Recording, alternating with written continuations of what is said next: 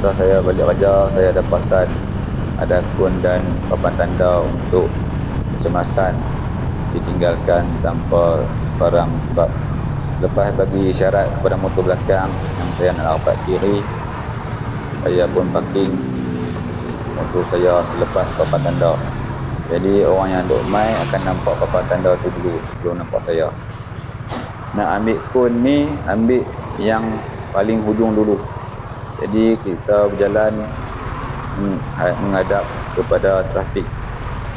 Jadi kalau ada apa-apa yang duk mai yang main ke arah kita boleh tahu dan kita boleh elak. Sekarang ni pun dah petang, takut malam nanti orang tak berapa nampak pula papan tanda dengan kun ni.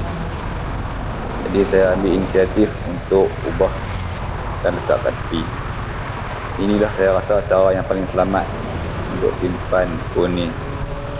Semoga boleh jadi panduan kepada pengguna motor yang lain kalau nak tolong ubah kun yang menjumpai di lorong kecemasan. Sepatutnya simpanlah kun ni sebelum anda beredar. Jangan duk biar macam ni saja, nanti bahaya ke orang lain. Anda pun bukannya susah pun dan tak ambil masa yang lama. Sekian untuk video kali ini.